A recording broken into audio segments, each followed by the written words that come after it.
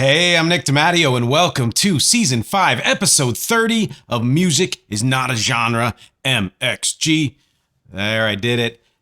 Thank you, as always, for watching and listening. Please remember you can support this podcast at patreon.com/musicisnotagenre, where for as little as $5 a month, you get early releases of everything exclusive. You get discounts on the t-shirts and all of that excellent stuff. The public hub, of course, please go like, subscribe, watch, share at youtube.com/@musicisnotagenre.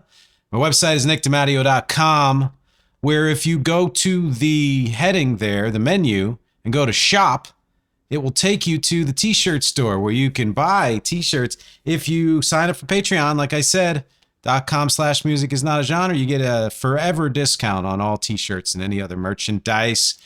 And of course, please listen to and support my band REC, R-E-C, at recarea.bandcamp.com. Let's get into it this week. You know, another one I've been putting off for a while, and I'm kind of excited to get to it because I think I may have prepared. I don't know. It's U2. Absorb the feedback and listen through the hype. So if you're a casual U2 fan, welcome, and hopefully you'll learn a lot. If you're a rabid U2 fan, you may know why I subtitled this episode that. I mean, there's more than one reason, as usual. But first of all, let's get to the obvious, which is in 1976, U2's original band name was Feedback. Apparently, that was the only music term they knew or some joke like that. Who knows if it's true. They then switched their name to The Hype for just a brief period, and then ended up settling on U2, I believe, by 1978. But the other reason I titled it this is because this band's been around for a long time. You get a lot of opinions, both informed and uninformed. The interesting thing about U2 is that even a lot of the informed opinions, to my mind, are uninformed or misinformed. Let's say that. And that kind of, feedback you're going to absorb. You will have your idea of U2, its history, what it has been, what it is now, colored by all of the things that have been written, all the things that have been said by U2 and by others, and to listen through that hype to get to the music. That's really what I try to do with every episode, and I think more so even in this episode.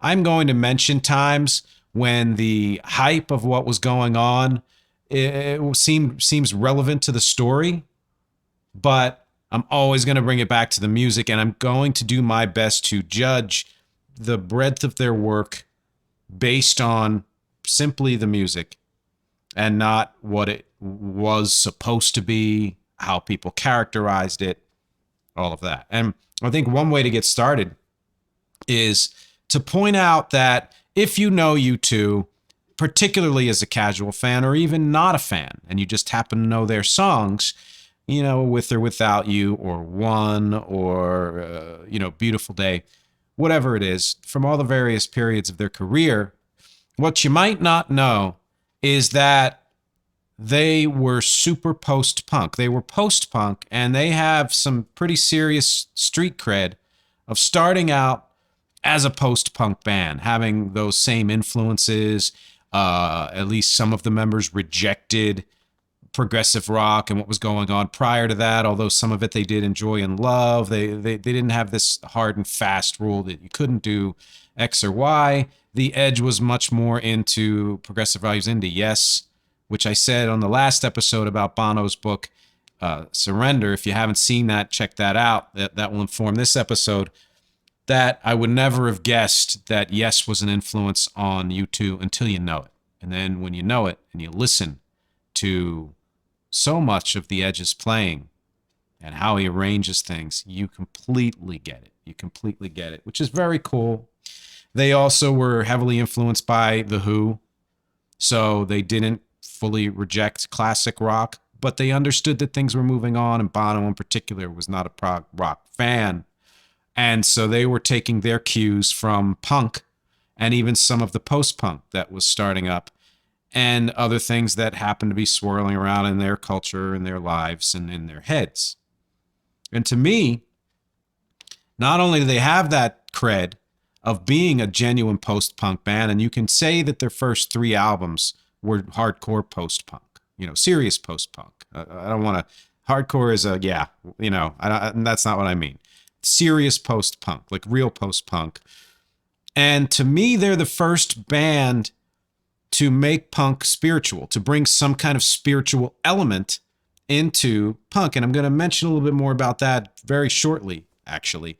And the first band to meld the bombast of the before, like that alliteration, bands like The Who in particular, with the fleet fire of the future, some more alliteration, The Cure, things like that, Joy Division, bands that were coming up at the time, certainly The Clash and the Sex Pistols and other bands around their area who influenced them, that pushed them towards where a lot of bands were going, which was simplicity, scaling it down, stripping it back to its essence, which when you only have 3 instruments, you kind of have to do. And I'm going to mention something important about that in a few minutes as well. And to me, the beginning especially, even though they were post-punk, they still had elements of ambient rock from the beginning, really. Partly because of what Edge was doing, but also because of the choices they made in certain songs and the structures and the sounds. And they were sideways from 2 contemporaneous bands, just about, anyway, The Cure and Joy Division / New Order, where The Cure was more about personal emotions and isolation and angst.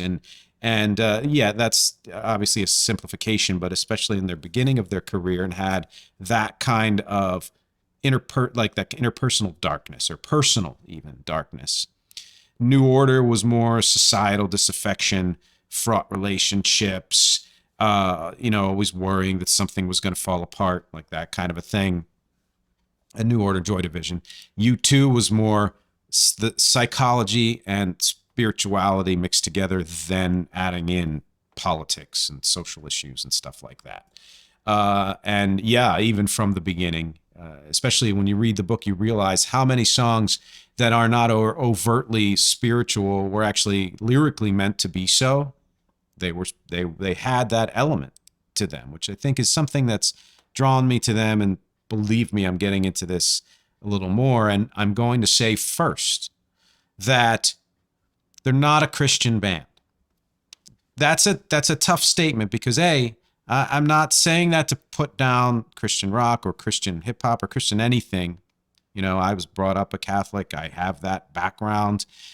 I remember Stryper from the 80s. I'm saying this. I have never been a fan of any of that music. Not because it's all crap. Some of it's very good, in many different ways. And some of the artists, and even the ones who've transitioned, like Amy Grant, Katy Perry, and all of that, have done amazing things. It's more to me that I've never really been interested in music or really any kind of art that purports to have all the answers, because I don't think anybody does. And that kind of certainty and preachiness is just not something that I gravitate towards. And because U2 has never, in terms of a religious sense, been preachy or certain about anything, that disqualifies them from being a Christian rock band. Not to mention, most of their songs are not about spirituality or anything. They're all grew to become pretty anti-religious. So, and that to me is a huge distinction. If you're a Christian rock band or religious, when you're spiritual, doesn't necessarily mean you adhere to any particular religion. Now, Bono in his book, and I'm sure some of the other band members, extremely Catholic or Protestant or whichever they were brought up in, and really do, at least understand and know a lot of what was going on in the Bible, but they have a personal interpretation that might often defy what some of the various churches say about how the scripture should be interpreted, etc. I don't want to get into this, too much, but yes, as they almost always, Christian rock bands also mention Jesus all the time, and not just to say the name or, you know, questioning in any certain way. It's always about praise and being worthy of that praise. And U2 has certainly tackled a lot of spirituality and mentioned religion and even mentioned Jesus. There's always uncertainty. There's always some questioning. There's always, you know, faith is strengthened by doubt. If you can examine your doubt, your faith is strengthened. And they combine faith with feeling, and with using your brain. It's not blind. True faith struggles with doubt all the time, which is what all of the spiritual U2 songs do, which is what a lot of the U2 songs do. There's an internal struggle, which I mentioned last week about that kind of chiaroscuro, you know, like having the dark with the light. It's like constantly needing to exercise, or, you know, you think, oh, I'm in shape now, I'm done, I don't need to do it. If that's how you feel about your faith, then it will curdle into something that isn't real anymore, you know. Or if you're constantly needing to fight off the demons of addiction, you know, the psychology and the physicality of being addicted to something, you're always in recovery. And to me, that's the idea of trying to have faith, which is not something that I'm excellent at all, is that the work is never done. And just a side note, because I've mentioned it a couple times, you can get a lot of insight into this band by reading Bono's book, Surrender, 40 Songs, One Story. It is from his point of view, but I believe he tries to do his best to, you know, spread the love and share the perspectives and all of that, and be as true to things as possible. But he'll be the first to tell you that, you know, there were embellishments and there were things that were his opinion, et cetera, et cetera. So that aside, I'll probably mention that subject here and there as I go through the discography, but that's important to state up front. The next thing that's important to state up front is that I have a huge bias. Okay, if you're coming for some objective judgment of the band, you should probably look elsewhere, especially if you're coming for, you know, trying to find some, I don't know, criticisms that tear the band down, etc. That's not going to be me. I fell into their music in 1985. The reason I have this, for those of you just listening, I have the LP version of The Unforgettable Fire featured here in my little diorama, along with several other LPs, and behind that, almost all of the CDs that they've ever released. That's the album that I fell in love with. To the point, fact that Joshua Tree was in the beginning a disappointment to me because of how much I loved Unforgettable Fire, but we'll get there. I'll talk about that later. And once I fell in love with that album and all the sort of Homecoming, Bad, and all those songs, I never turned my back on them. I've been following them ever since. I went backwards and got into their previous 3 albums, the main albums, and some of the live stuff and all that, and then followed them forward every single step of the way. I've seen them, I believe, 6 times in concert since '87, Joshua Tree Tour, Pop Mart, Elevation, Vertigo, U2 360, which is where this shirt is from. If you're just listening, it's got that drippy equal sign, and it's from No Line on the Horizon 2009, and the Innocence and Experience tour. So that's a lot. I honestly wish I've seen them more live, and I will see them again when they put out an album of new material for sure. So that's my bias there. You're going to get it. But I'm also going to have a kind of a musician's judgment of, well, here's what they were doing. Here are the things that work the best. I'm going to throw a lot of opinion in here, kind of like all the episodes are. But certainly a bias will be there. Some points before I get to the discography. I would like a challenge to you. Name another band with longevity, let's say 10 years minimum, who's had the same exact members, no more, no additions, no fewer, no replacements of anybody, who has also consistently released new material every few years, new material, and material that is intended to move the band and the musical conversation forward is released without once breaking up, without once going on hiatus, and to have done it for over 40 years. I'm fairly sure that there is no other band. I've looked that up. I've seen some lists. There are a few bands that have, I won't even say come close. You know, you could talk about a band like Radiohead, who's certainly been together, well, 30 some years, right? And U2 has almost 10 years on them, about 10 years on them, let's say. I believe Radiohead may get there someday. And they are certainly a band who always releases new material and tries to move the ball forward, et cetera, et cetera. But other than that, I defy you. In fact, if you can name a band who's had greater longevity with the same exact people, releasing new material consistently, never broken up, longer than U2, I'll give you a free t-shirt. That's my challenge to you. Another point, I often disagree with critics on them. I feel like critics of a certain color are always trying to find the negative to claim that they were the ones who pulled back the veil and took down the, you know, the big God, you know, whatever it is. And I've said this before. I've talked about negativity for the sake of negativity is not a good thing. I will agree with a good friend of mine, Steve Erickson, that you should not be positive for the sake of being positive, nor should you shill for the band or the company by just painting everything, you know, with bright colors.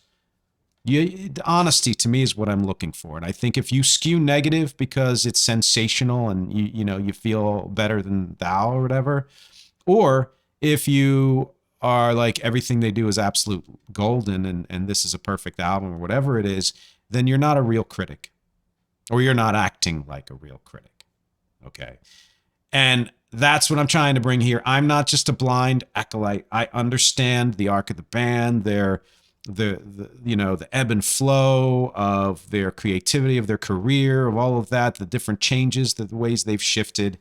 And that's what I really am excited to go through for this episode. But yeah, there are so many times that, you know, critics just don't get it. And I think they deliberately don't get it because a band this big is easy to knock down.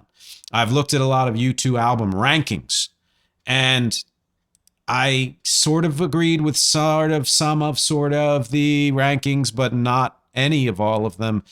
And not even the way you'd be like, oh, I think, you know, album number 4 should be number 8 or vice versa. The general thrust of a lot of what those rankings said, I just disagree with. To me, it was clear that if an album once had either a stigma or heaps of praise, they kind of just copy and paste that feeling with little variation. You know, so Pop, which I think is an unfairly maligned album, I'm not saying it's their best, but it's unfairly maligned, is usually ranked, I think, too close to the bottom. Whereas an album like, I don't know, Achtung Baby is almost categorically they're listed first on every list. And I understand it, but I think that I take issue with the fact that it seems like there's a lot of cookie cutter with both the positive and the negative. To me, the biggest mistakes, again, they dismiss Pop too easily. They don't give October and Zooropa the credit they deserve. And I'll talk about those in the discography. They barely dig into any of the last few albums, No Line on the Horizon and Songs of Innocence, Songs of Experience, and then the new one I'll talk about later. It's that same elitist attitude of the past was better. I like them, but I only like their early stuff. Newer stuff, of course, is harder to absorb because we haven't lived with it for as long. But if you are doing your job, you will do your best to absorb it as much as you can before you pass judgment on it. And while I won't say that any of their recent albums rank, you know, probably in the top 5 for me, I would not put them at the bottom 5 either. They usually get the big bangs right, like Boy, War, Unforgettable Fire, Joshua Tree, Achtung Baby, All That You Can't Leave Behind. And they generally get that kind of mixed feeling of Rattle and Hum right. And I mean, what do I say? What do I know? I'm saying they're right, they're wrong. I'm judging too. And the same with How to Dismantle an Atomic Bomb. They kind of get that right. They've gotten, to me, I believe, Songs of Surrender right so far from what I've read. But the biggest mistake, I think, is judging U2 based on their biggest albums and not on their music as a whole. Because if you understand the music and know the music and understand what they have always been trying to do, you realize that a band as a whole is so much more than just the hits and the things that have resonated with the culture.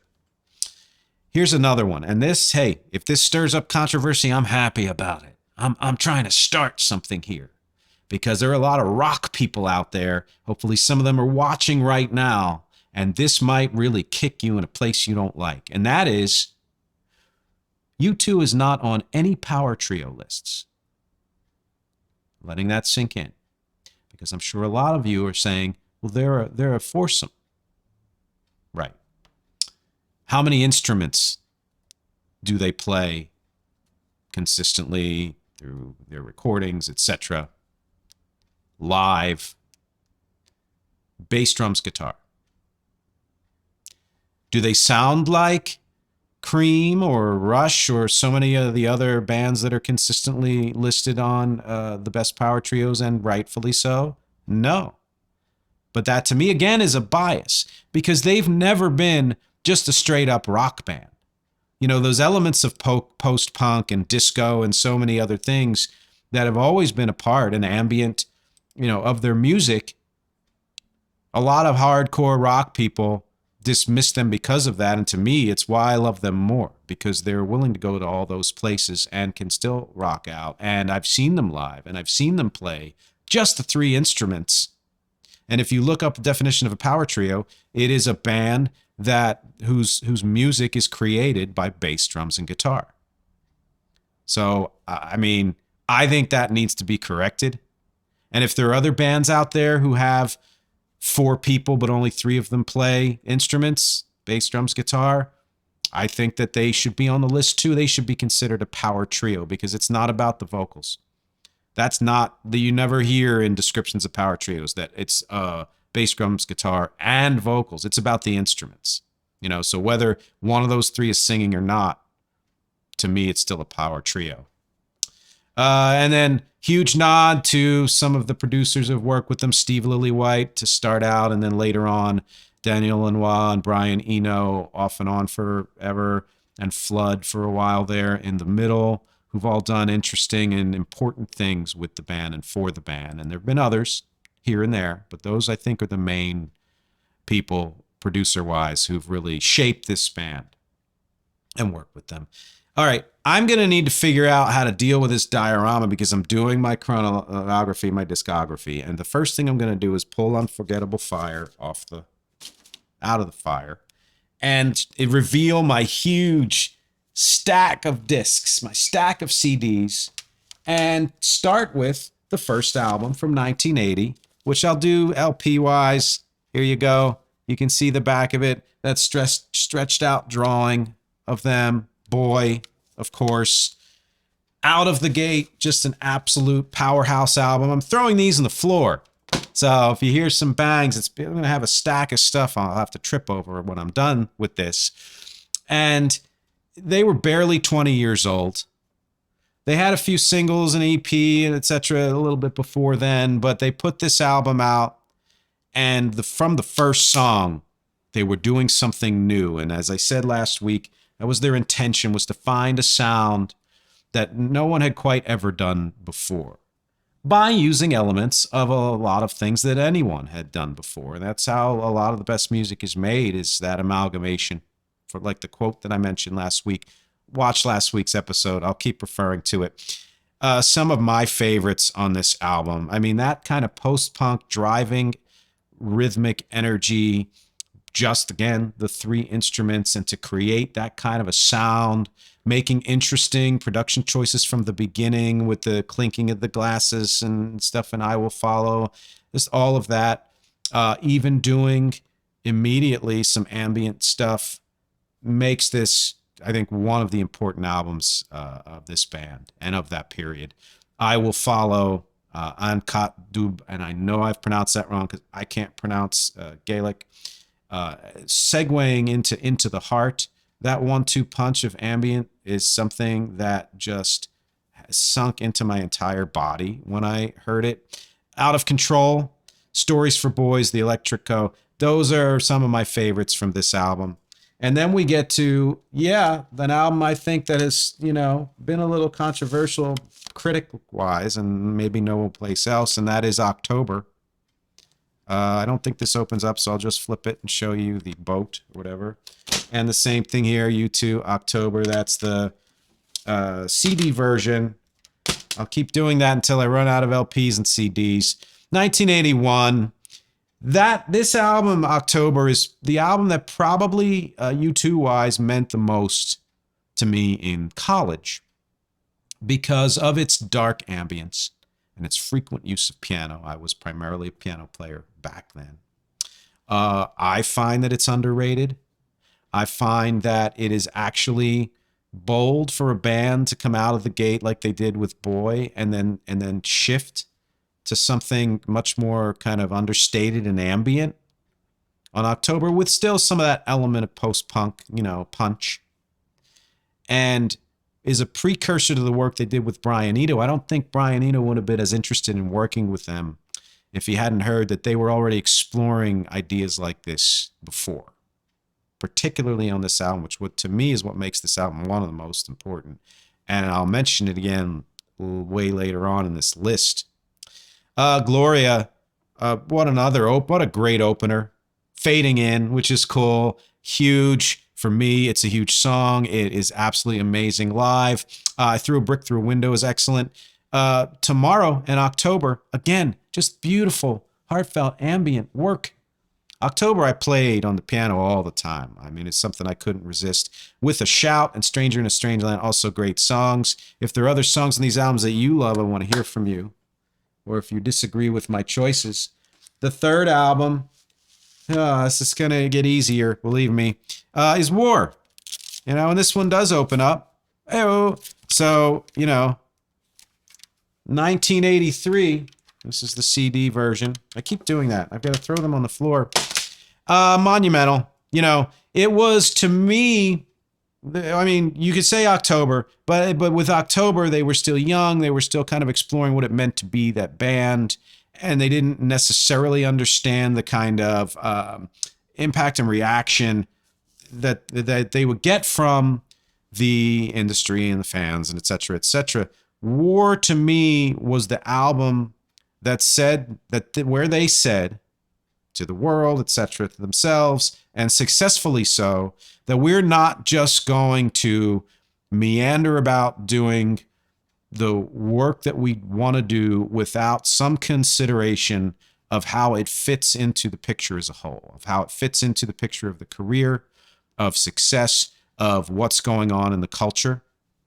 And it is the album that I believe is when all of what they were doing on Boy in October and what they were trying to achieve first came together. And I don't think there's one skippable track. And it's one of the most influential for me because it showed me that real rock music could be real dance music. You've got your just dance music. You've got your just rock music that's not danceable in any great sense. Or if it's danceable, it's not meant to be dance music, that four on the floor kind of sound. But you also have dance music with rock elements, or rock music with a little bit of danciness in there. I'm not talking about that. I'm talking about songs that are out and out, full on rock and full on dance. And when you think of songs like New Year's Day and Two Hearts Beat as One, that's what they are. And it showed me what I already knew, which is that anyone who believed that disco and dance music and high energy and no wave and all the things that were going on at the time was somehow anathema to rock music was biased in, to me, a very prejudiced way, often a racist way, whatever you want to say, but certainly from a musical elitist way of saying, well, rock rules and screw everything else. And I've always hated that attitude. You know that if you've listened to Rec's music. And this album might have been the first one to prove that to me, even more so than New Order, who always came across as much more electronic to me, even though they were band based as well. We spun, my partner and I at the time, New Year's Day, Two Hearts, and Sunday Bloody Sunday, and a lot of our DJ sets for, parties and dances and stuff like that. And they fit in seamlessly. No one batted an eyelash when we would put them on with all the other stuff that was, that would normally spin at that time as a DJ. So yes, Sunday Bloody Sunday. Seconds. Takes a second to say goodbye is, I forgot how great that song is. New Year's Day, The Refugee. Man, listen to that. If you don't know U2, listen to The Refugee. And you'll be like, that's the same band? Yeah. If all you know is With or Without You or whatever, listen to that. Two Heartbeat is one. Red Light, yeah. And then 40, to me, it's great on the album, great ender, but way better live. And there was a transcendent moment in that 1987 concert that I saw when they played that live and everybody singing along with it, to where they stopped singing and just let the audience sing and all of that stuff. It's also the first album of theirs where they were overtly political. So although they'd add other elements later on, this sort of, this was a very important establishment in their, creative career, et cetera, et cetera. Okay, Under a Blood Red Sky I have, because I was a completist at the time. And this is an interesting thing because it's a live album. And I bought it because I was a huge U2 fan and wanted to get everything I possibly could. And it was before Joshua Tree had come out, so I was voracious. And I wanted it because I knew 11 O'Clock TikTok was on there and I hadn't heard the song before. And that was worth it. But what's interesting is this is the live album that one of my favorite live albums, which is not hard to do because I don't like live albums in general. And this may have been the album that first convinced me that live albums just aren't my thing. Because you can't replicate the live experience on any kind of recording anyway. And I applaud people for trying. And if you're capturing a moment, great. But I like recordings to be recordings and, live to be live. And so it's funny that this isn't a live album I like that then pretty much turned me off of any other live album, which brings me to the monument, the whatever, the Unforgettable Fire. When I hold, in particular, the LP in my hand, because it was the first one I got, I feel of the moment of the mid 1980s. I feel even younger in a sense. I feel hotter, like there are feelings coursing through me that happen just simply from seeing the cover of that. I can't understate the importance of this album for me, and for understanding that, especially compared to everything else that was going on at the time, this album was breathtaking. And of course, yes, Brian Eno, Daniel Lanois, Come In. I put that up because, yes, it's probably still my all-time number one favorite album of theirs. I'm sure there's close second, third, and fourth, which I'll get to.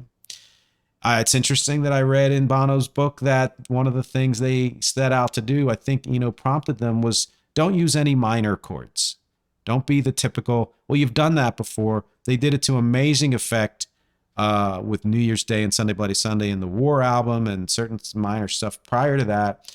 Can you create that sense of urgency and angst and contemplation and even the degree of negativity without resorting to the typical minor chords? What a great challenge for any music creator. It's one I've taken on at times. And I'm sure it's in large part because of this album. My favorites, A Sort of Homecoming. Again, what an amazing opener. And you know it's time to go. Pride, Name of Love, despite the original, lyric that was incorrect about the exact time of MLK's death. The Unforgettable Fire song, title song, that whole title was gotten from an art exhibit about Hiroshima, I believe. Bad, which to this day when I listen to, I tear up. If the conditions are right, if I can hear everything and it's good speakers or good headphones. And then MLK, if you don't know this song, sure, it's a companion to Pride, but it's very different, and it will give you chills. It's again that kind of ambient, and there's a lot of wailing on this song and some very upbeat, kind of higher energy stuff, but it's that ambience and the haunted ambience that still has elements of hope to it that make this a classic. It should be, I think, minimum top 200 on anybody's list of all-time albums. And then EPY again, completist, Wide Awake in America. It was the last thing I could get before the quote-unquote new album was coming out at the time, so I bought it, and that's what I'll say about that. I think you go ahead and listen to it, because you can do that for almost free now these days, but I wouldn't say go out and buy that, which brings to the, elephant in the room, and the one that a lot of people define U2 by, which I think is understandable and both a shame, and that is the Joshua Tree. Excellent. As always, they've always done their utmost with the artwork, with the photographs. Anton Corbin, I believe. I don't know if that's said right, but amazing. Slightly less amazing, the, CD, not quite as monumental art-wise, but they still try to capture it. That was 1987. And like I said, I was initially disappointed by this album. I loved Unforgettable Fire so much that when this album came out and I saw it was a more, I'll say, accessible, and more open in terms of their sonic qualities and what they were pulling from, it hit me like, man, I wanted more of Unforgettable. But I grew to love it fairly quickly, especially after I saw them live. And again, I think this is an album with not one skippable track. And what I'll say about it, because a lot has been said, I don't need to say much, is that people start talking about U2's love of America when, with particularly Rattle and Hum, because they went so far into American music. But of course, America's all over Joshua Tree. When you listen to End of Bullet to Blue Sky and just the reverence for that word. But it's also on war. Listen to the, Refugee. The song The Refugee, mention America a few times. And the sound of America wasn't necessarily on war, but the sound of America was already infiltrating what they were doing on the Joshua Tree. So to me, Rattle and Hum was just a kind of breathing it out extension of the Joshua Tree. It wasn't this, left turn. And some favorites, Where the Streets Have No Name, Still Haven't Found What I'm Looking For, With or Without You. With or Without You is interesting because this is a song that you would expect to get so played out that when you hear it, you're like, eh. But two things. One, it doesn't. At least not for me. For some reason, there's still so much subtlety in it that it grips you and brings you along in a way that doesn't make you kind of gloss over with the familiarity of it. And two, that was intended because they, like I said last week, their original version of it was a little too poppy because they went too much for the big chorus too soon. And when they rearranged it, it is what it is, and that's, I think, why it has such staying power. Bullet to Blue Sky, I have many times, and almost probably every year of my life, at some point said 100, 200. And if you know that song, you know what I'm talking about, especially when it comes to, putting bills out on the table. I don't know, whatever. Red Hill Mining Town is a huge one. I think I might be missing one because I have some weird misprint here. No, that's right. In God's Country and One Tree Hill, all amazing. And yeah, if you didn't know that One Tree Hill was a song before it was a TV show, well, now you know. Quick segue into a single that they put out this same year, 87, was a version that they were just messing around with in the studio of the song Christmas Baby Please Come Home, which anytime I do this song, I do their version, because even though a lot of versions have been done of this and a lot of them have been very, very good, including the original, I find this to be the best and my favorite. There's a thing that Bono does at the end that I always thought at the time was part of the original in some way, when he goes, "Baby, please come home." And it's not. It's something he made up. So if anybody else does that, it's because of Bono, the single. So getting down onto the end of the LPs and continuing on with the CDs, and I haven't dropped anything yet, accidentally. Rattle and Hum, the first album of theirs that to me became controversial because they had hit it big, and then they all of a sudden said, we're just going to do some stuff that really feels good to us. We're going to try to burst somewhat the bubble of us being this big kind of, godlike band, and just come down to earth a little bit and do some things that are a little more bluesy and rocky and whatever. I think it's, again, I won't say it's underrated. I think it's rated. I think it's usually rated correctly, which is it's not a cohesive album. It's not meant to be. There's live tracks on there and cover songs all along the Watchtower and all these other things. But it has a lot of awesome tracks on there anyway. And their foray into more American sounds, I think they're given kind of a bad rap in that you're trying to be American. I think they were doing the parts of American music that they loved, because anybody who listens to songs like, Angel of Harlem, Desire, When Love Comes to Town with B.B. King, and says that, not knowing the band, never having heard the songs, and says that's American music, then that just doesn't know music. Because to me is clearly U2 music with American elements and American influence.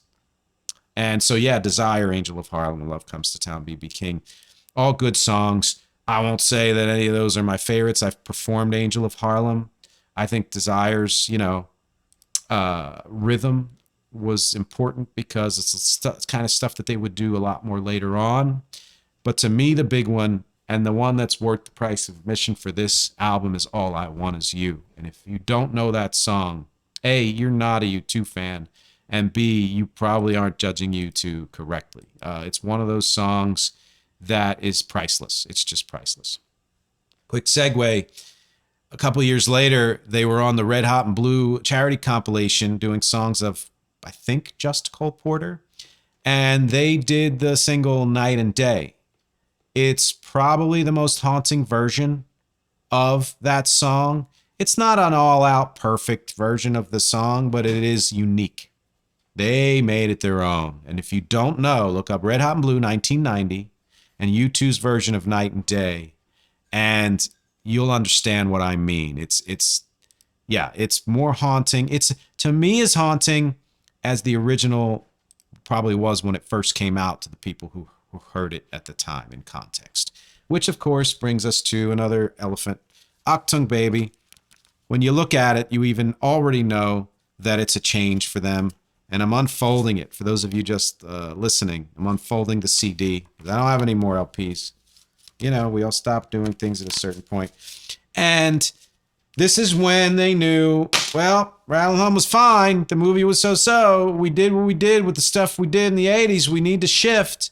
What are we going to do? Well, we need to bring some new elements into our music because we don't want to become stale. We don't want to become behind the times and be left behind as just a great 80s band like an Excess, and who did have some hits in the 90s, but really people think of them as an 80s band, etc. And so, they challenged themselves to bring some new stuff to the table. Went to Hansa Studios, where David Bowie did a lot of the Berlin trilogy. Went back to Eno and Lanois. And to me, it's sort of their first quote-unquote comeback album, because after Rattle and Hum, people were like, oh, the U2 bubble burst, And then this comes out, and it's often ranked higher than Joshua Tree and often considered better by a lot of people. Like Joshua Tree, I honestly was at first disappointed in this album, but not as much. You knew from the beginning they were doing something different, and I was looking more for that breathtaking sound that they had, and there's some of that on there, but they knew that if they kept doing that, they'd just become a caricature of themselves. And they didn't just try to modernize their sound and pull from what was going on at the time. They did it, and they did it well. And as they've done throughout their career, they expanded their palette even more. If, you're going to know things like Who's Gonna Ride Your Wild Horses, and of course One, and Mysterious Ways. But if you don't know the album, listen to Zoo Station. That to me is, I think, the song that defines how different they were, and it's the opener. Again, a great opener. Until the End of the World is also great, even better than The Real Thing. The Fly is awesome, and love that character. It's a very Bowie-esque thing. Trying to Throw Your Arms Around the World. Ultraviolet is sort of like, this is what we used to do in the 80s, but we're going to do it in a 90s way, because it has a bit of that breathtakingness. Acrobat is something they had never done before. Love is Blindness is, to me, a precursor to a lot of what they do upcoming. And then you have Just Don't Talk to Me, because if you don't like this album, then do talk to me, because I want to know why. I'd like to hear why, because this, to me, ranks, I'm going to probably say, as one of my top 3 favorite albums from U2, and that's Zooropa. Flood comes in. The Edge comes in as a producer, which he would do periodically, although not often. I loved this album to death. To me, it was, we took a toe and did our thing in Achtung Baby, still holding on to some of what we did in the 80s, but mixing it up and doing it in a different way. Let's just ditch that and just do it into its fullest and be weird in the best ways. Songs like Zooropa, songs like Numb, which is penned lyrically by The Edge. And I think it's important to point out at this juncture that, A, we should give full credit for The Edge as being an innovative guitarist. But B, we do not know, unless you really know the band, how important The Edge is as a singer. That his contribution to the band, when you hear those harmonies and those doubles, it's rarely, if ever, Bono doubling himself or harmonizing with himself. It's The Edge doing it. And he has that kind of wonderfully pure voice that has a really nice rounded tone, and I think it's important to point out. Lemon, man, they hear that song and you were like, oh, they've left the past behind. Stay, Far Away, So Close, one of my favorites. I said that last week. I'm saying it now, and I'm saying it particularly because there are 2 featured songs at the end of this episode. One of them is my live version of Stay. Daddy's Gonna Pay for Your Crash Car. Weird song. They knew it wasn't meant to be a single or anything like that, or if it was, not a hit. But it's worth it to be like, oh yeah, this is U2 too. Some Days Are Better Than Others. Excellent song, top to bottom. The First Time is nice. Dirty Day is slinky. It's subversive. And I sort of like The Wanderer, but mainly because Johnny Cash was on it, and it was nice that they worked with him and did a spotlight of him. I won't say it's my favorite of theirs. But a couple of years later, they do a single for the Batman Forever soundtrack in 95. Zooropa was 93. And it's Hold Me, Thrill Me, Kiss Me, Kill Me. It was one of my favorite songs of that year. And I think it's their best non-album track, hands down. You can talk about all the other ones, and even, Ordinary Love that almost won the Oscar. I think this is their top. This was, and to me, important because it was like the connector between the experimenting that they were doing with the general rock sound on Achtung Baby and Zooropa to the more electronic lean-in that they did on pop. And if you don't know this song, you check it out. I should have put the soundtrack in with the mix, but I forgot. Original Soundtracks 1, which they did under the pseudonym Passengers with Brian Eno as partly not just a producer but composer in many of them, I just listened to. I hadn't really listened to it before, and it's interesting to me. Hey, it's ambient. Of course it is. It has some that experimental 90s, feel that what U2 was doing at the time. It has a post-rock feel to it, which was something that was really coming up at the time. And it's called Original Soundtracks, even though there were music to films that didn't exist. A couple of years before, Olivia Tremor controls Dusk at Cubist Castle, music from the unrealized film. So I always wonder, was that just in the air at the time, or did OTC get that idea from Original Soundtracks? Were a lot of people doing it? I don't know. but it fits right in their experimental phase, and that phase where tenors like Andrea Bocelli were having pop hits all over the frickin' place. So they did Miss Sarajevo with Luciano Pavarotti at Pavarotti's behest, so far as it says in the book.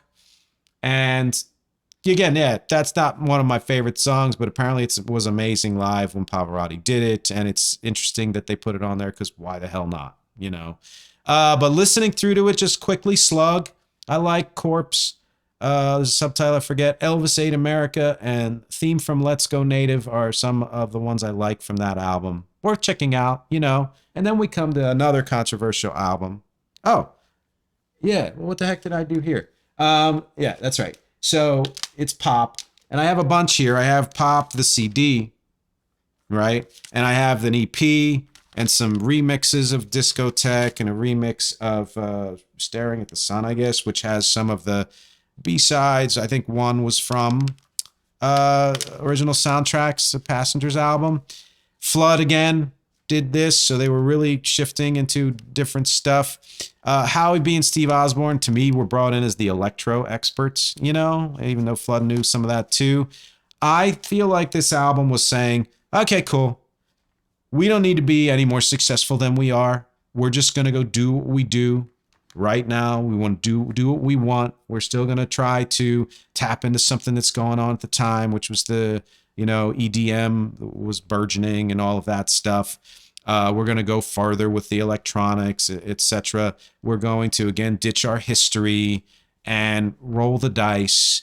And even though they say a lot of the album they feel was unfinished and not to where they wanted it to be, in some ways, this is their most intriguing album, because it has been, to me, analyzed the least because it's dismissed so quickly. And even though it's not my favorite, this was 1997 and I absorbed it to a high degree. Like, this is not, you know, again, not top 5, something that maybe I shouldn't have absorbed as much. It sunk into me in just an interesting way. And I think it was because I was like, what are they doing? Are they doing this? Are they doing that? Where's U2 in here? Oh, there they are. And oh, now I'm triangulating this signal and figuring this out. And there were way more great songs on this album than anyone might remember. So sure, does it hold together as one of their best albums? No. But again, it has some great singles and just great songs. And it's probably their most 70s album, which you have to listen to it to understand what I mean about that. Discotheque, If God Will Send His Angels, Staring at the Sun, which is different from most of the album and most of their catalog, and a big hit. Last Night on Earth, Gone, which really influenced me because I wrote a song, I'm Gone, which is not, doesn't really sound like Gone, but the idea kind of came from that. Miami is Weird. It's a song I wanted to dislike, but I ended up loving it. If You Wear That Velvet Dress, I was like, oh, they're doing this? Okay, and that's interesting. And then Please. I hear the live version of Please in my head because it's wailing. And even though it's decent on, you know, I think there might be even a remix that's better, but it's a good song in general. And then you get the first of 2 compilations, the best of 1980 to 1990 from 1998, which featured a redo of a B-side from the 80s. That was a throwaway song, which they turned into a hit called The Sweetest Thing. Again, not my favorite song in there, but a cool one to have in an interim year. And at the time, I was thinking, okay, U2 has settled into that elder statesman kind of like, you know, we've been here a while. We don't really need hits anymore, but they were there before. And they fooled us all. And they did it again in 2000 with All That You Can't Leave Behind because they're restless. They don't want to just settle for being the band that was. They want to be the band that is and is becoming and always is. And All That You Can't Leave Behind, they say, oh, it went back to their roots, and in a lot of ways it did, but it was in a new place, certainly of the moment of 2000. And again, another comeback album, quote unquote, back to Eno and Lanois. And it showed me that I was wrong about where they were. It showed the world that they weren't just going to go gently into that good night. And it's the second most amazing concert experience I've had beside the Joshua Tree tour. It may have even trumped the Joshua Tree tour because it was so unexpected. And I saw it after 9/11, so all the names were scrolling and all that. Absolutely incredible. And that's the moment when Beautiful Day became a forever song for me, even more so than just hearing it on the album. Stuck in a Moment You Can't Get Out Of, about Michael Hutchence. I talked about that last week. If you don't know why it's about him or what Bono thinks of it, read the book or watch my episode from last week. Elevation, excellent. Walk On is, if you don't know it, to me it's probably the second best song on the album. In a Little While is a really fun song that is unexpected. Wild Honey and New York, not because it's an amazing song, but because at that time when it came out in early 2000, I had already planned to move to New York. So anyone who was also enamored of New York, I loved. Compilation from 2002, best of 1990 to 2000. They had 2 new songs, Electrical Storm, which is an excellent song. I really thought, it was like, oh, they hadn't left behind their experimental stuff from the 90s. They were just, shifting the way they want to. They also, The Hands That Build America, also new on that. And then you get this, How to Dismantle an Atomic Bomb, which to me showed, again, the world that they weren't just going to settle for one comeback album. They were going to continue to try to push things forward. It won 9 Grammys. This album from 2004 won 9 Grammys. It won all of the Grammys that it was up for. So, and it's interesting that they went back to Steve Lillywhite after not having worked with him since the first 3 albums. War would be the last one, because they wanted that harder hitting sound the way they used to have. And it is harder hitting. It's also darker. And I think I loved the fact that they leaned into that after the brightness of All That You Can't Leave Behind. I think it's one thing they do best is always kind of do the yin and the yang, and sometimes all at once and sometimes back to back. Vertigo, yeah, it's silly beginning, whatever, awesome, loved it, loved the iPod commercials, I believe, which they set up. Miracle Drug, Sometimes You Can't Make It on Your Own, City of Blinding Lights, it's a beautiful song and a very much old school for them. One of their longer breaks, they get to No Line on the Horizon. Again, always making an effort to make interesting art. So I'm showing you people, if you're just listening, you can just look it up, frankly. So I'm not providing much of a service there. And it was the first one to use a combination of Eno, Lanois, and Lillywhite. And I think it's underrated. I understand why it's not anybody's favorite, but I think that it is unfairly put closer to the bottom of the list when it is an incredibly strong album and deliberately different from what they were doing before. They revisit the ambient sound, but in a much darker way and in a harder way. There's a hardness and darkness to the ambience that is captivating and different from what they had done before. Largely, there's a little bit of that on Passengers or original soundtracks or whatever. And it opens up with what? Where are they? What are they doing? No Line on the Horizon? That's a bold opener. Magnificent is a great song. Unknown Caller, Get On Your Boots is really fun and stand-up comedy. I like that too. And then in the midst of their longest album break, they released the single Ordinary Love, which I believe was for the Nelson Mandela documentary. It was nominated for an Oscar and lost out to Frozen's Let It Go, which they say, or Bono says, it should have lost out. Great. And I think Pharrell's Happy might have been out for some reason that time in a movie and nominated for an Oscar. Good song though, and a good version on the new album, which I'll get to shortly. Songs of Innocence, longest break, a little longer than the break between How to Dismantle and No Line. A little like 5 years, almost 6 years, I believe. Danger Mouse was the producer, and I did a Danger Mouse episode a while ago, and I've told you, there are things he does I love, and there are things he does production-wise for other artists that I don't think hit. And I think that that's what happened with this album, in that they started out with Danger Mouse and felt like they needed to bring other things into it, and so worked with Flood and several other producers to finish it to their satisfaction. And I do think ultimately they came out with a good album. Again, I think this is unfairly rated. There's so many good things on here. And sure, it's that typical U2 is being, somewhat overblown, songs of innocence, but you understand what they're doing. And if you know that it was based on William Blake, as was Songs of Experience, then you kind of get what they're trying to do. And if you also understand there's always a bit of a tongue and a bit of a cheek, you can have more fun with this stuff and just take it at face value. And also, not pardon my French, but fuck the Apple controversy. Like, seriously, fuck it. 2014, they worked with Tim Cook to have this released for free to everybody's iTunes account. And everybody got all up in arms. And I'm going to say it this way. Sure, I'm a U2 fan. But you can't use that. That's not fair. What if, you may know historically, I'm not a big fan of Kid Rock, right? Bless his heart, not a fan of him or his music.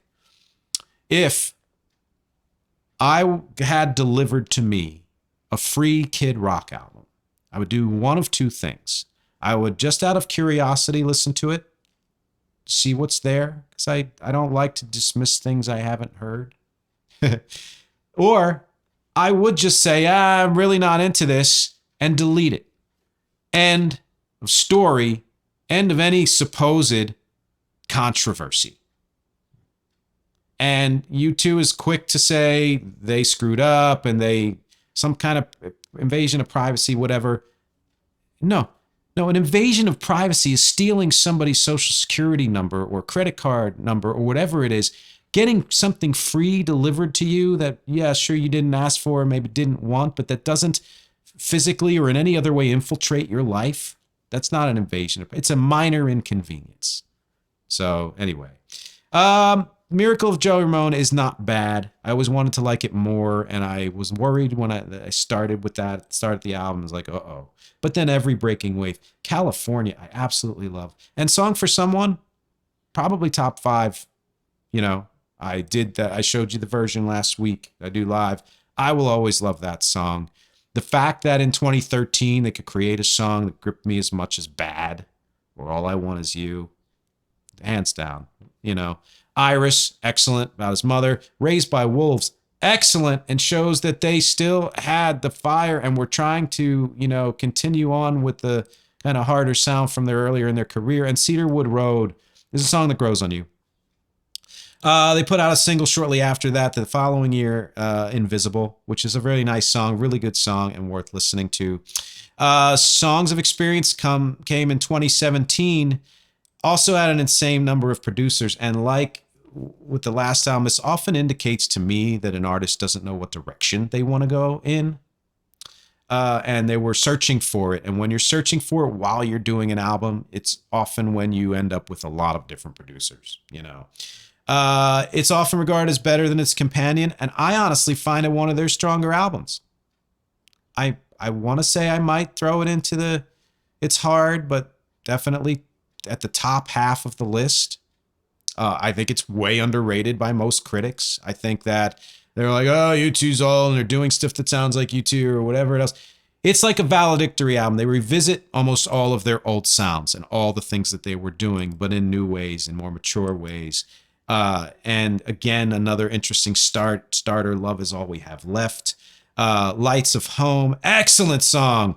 You're the Best Thing About Me is really fun, and it was like they were doing kind of a modern take on the stuff they used to do. Get Out of Your Own Way, probably my favorite, most recent song of theirs, if that makes any sense, and one that I could listen to all the time. American Soul, really fun, and I think better than the Joey Ramone, if you see what I mean. To me, they're companions. Summer of Love is fun, especially when you realize it's not about what you think it is. Red Flag Day is such an old U2 song, but done so organically that how could I not love it? The Little Things That Give You Away and Love Is Bigger Than Anything in Its Way, also excellent songs. Then they take a large break, and they put out some singles that are collaborations with people like David Guetta and I think Ahimsa, and some of which I liked and some of which I'm like, that's fine.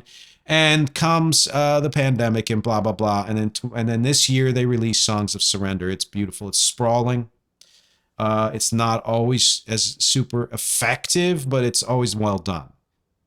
Glad they added in some non-hits. It's an excellent collection. In some ways better than their greatest hits because of the non-hits that they had in there and because they mine from almost every single album of their career. And the best songs to me from it are ones that do genuinely something different and not just acoustify the song, which is not something I've ever been a huge fan of.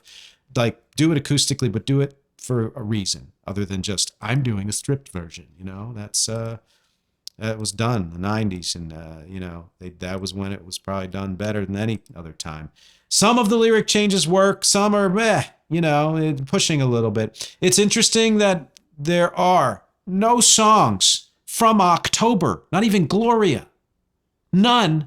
And yet, this album, of all their albums, sounds the most like October. So maybe that was their way of saying, well, we didn't want to throw anything on there. We already have 40 freaking songs. But we're going to, you know, give an homage to October by producing it. The Edge produced it very much like a lot of that album. Who knows? I have no idea. I'm going to go more with the ones that I didn't love because I love so many of them, especially if you don't listen to it all at once. Like I said last week, it's a shorter list of ones that I didn't love. One, Where the Streets Have a Name, fine. Walk On and Pride, those lyric changes are okay. Pride, especially important lyric change. I think it was worth it. And there's some cool stuff with choirs and things. Walk On is for Ukraine, so that's neat. But I won't say they were my favorites. Who's Gonna Ride Your Wild Horses didn't do enough new for me. Sometimes You Can't Make It on Your Own. I like the original better. Joey Ramone, I'm not a fan of either version. If God Will Send His Angels, not much. Desire doesn't work as well as an acoustic, although the sound of the acoustic is amazing. Until the End of the World, I thought something more would be done with it. Peace on Earth was never one of my favorites. Sunday Bloody Sunday and I Will Follow, simply because there's no possible way you can compete with the originals on those two. You can't. The sound is too germane. I mean, whatever. It's integrated into the writing, really. And then 40, you know, it works better as kind of that soaring ambient song than it does as an acoustic. Big takeaways for you two before I get to the songs. And winding this long ass episode up, they've always been more experimental than they've been given credit for. And their lesser known albums are often dismissed for that reason, but are essential listening if you want to understand the band. They've done more changing and shifting than a casual fan or a myopic critic would care to notice or understand. And if you are really following along, you will realize how much changing and shifting they've done and how pretty much all of it has been deliberate. They, more than any band in history with anywhere near their longevity, have never settled for repeating themselves or becoming their own tribute band. They're always challenging themselves to do and be more and different and better. That's huge to me. They're one of the best live bands in history for musicianship, for entertainment, for the connection they have with the audience, for the spectacle, for rising above the moment and making it into something greater. Whatever else you want to say about U2, that is 100% true. The Edge should be on everybody's great guitarist list. He proved that you didn't need to shred to be innovative and amazing, even though some of his licks are shred-worthy. Like Gloria, when you listen to Lick for Gloria, that's one. That's a perfect example. He proved that sound and ambience and arranging and the way you produce your sound and how you fill the room is as important as the notes themselves. And that so many of their successes were due to timing, but not by accident. To my mind, they didn't just fall into the zeitgeist. They were paying attention to it. So, albums like War, Joshua Tree, Achtung Baby, All That You Can't Leave Behind hit timed perfectly because they were paying attention to the world and they knew what they felt the world needed, at least from them as a band. I'd love to hear your opinions on all this. The songs I'm going to spotlight are a song from REC's EP, Distance to Empty, called Believe the Lie. And U2's all over my music. I've said it before. There's no possible way to separate my music from their influence. I'll put it that way. even things that you might not realize. Certain ways I sing, certain type of ways I hit high notes. A song like "Break You" and "Mine Alone" from last week. "Believe the Lie" I spotlight because it has that same duality that a lot of U2 songs have, where it's talking about love and wanting to believe in, as the world is falling apart, that you have something to hold on to, that you can believe in, even if you know deep down it's not necessarily true or completely true, or you're creating a partial illusion. It also has a haunting piano, the way a lot of their stuff has had throughout their career. It combines ambient rock and electro. I have soaring vocals, especially at the end, but throughout that are, I don't sound like Bono, but I have a certain rounded tone and a keening quality that is akin to what he does. I think is a good way to say it. And so that's why I'm spotlighting that song coming up soon. And after that, my live version of "Stay, Far Away, So Close," which is just sort of a little treat. Thank you for listening for so long. Again, one of my top fave songs of U2, and I really enjoy doing this live. Are you a U2 fan? If not, you've wasted over an hour. Have you been able to follow them through all their changes as a fan, and despite any media backlash or being thrown initially by the changes that they were doing? If you're not a fan, did you used to be and you're just not anymore because you only like one or two phases of their career? Or did you never like them and there's a reason why? Do you focus more on Bono and his extracurricular activities than you do on the music itself? What do you think most defines them as a band? I'd love to hear all of this from you because, as always, my objectives here are music, conversation, and connection. Thank you for hanging with me. And I've got a very special episode for you coming up next week.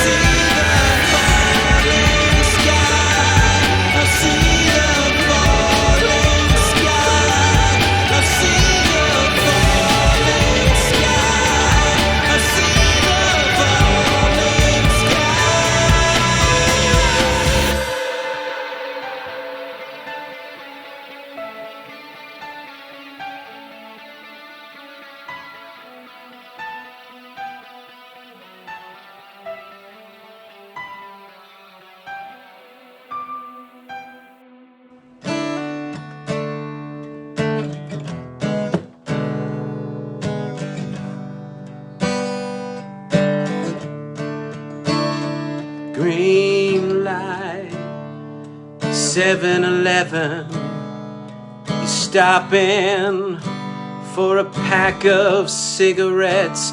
You don't smoke, don't even want to. Hey now, check your change. Dressed up like a car crash. Your wheels are turning, but you're upside down.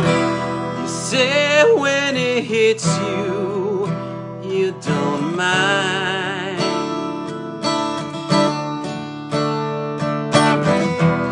Because when it hurts you, you feel alive. Hey now, is that what it is? Red light, gray morning, you stumble out of a hole in the ground, a vampire or a victim. It depends on who's around.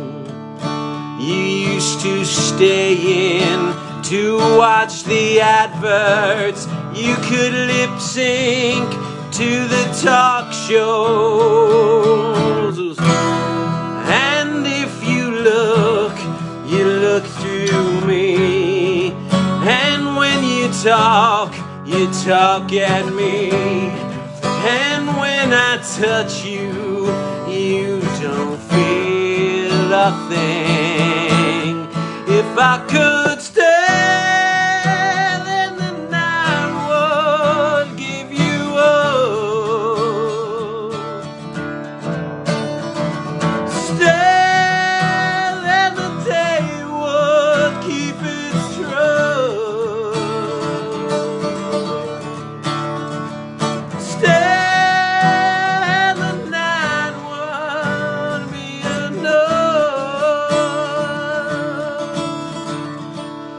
Far away, so close, up with the static and the radio, with satellite television. You could go anywhere.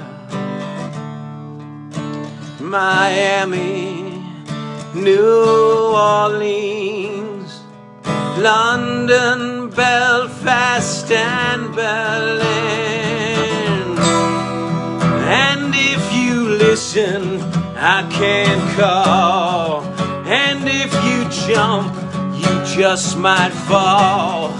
And if you shout, I'll only hear. If I could stay, then the night would give you all. Stay, then the day would keep its trust. Stay with the demons, are you drowned? Stay with the spirits I found. Stay, and the night won't be enough. Oh,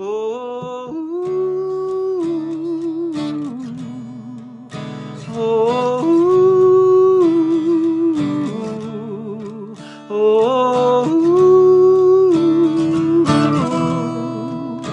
oh.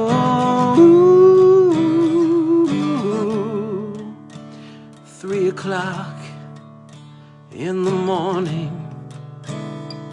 it's quiet and there's no one around, just the bang and the clatter as an angel runs to ground. Just the bang and the clatter as an angel hits the ground.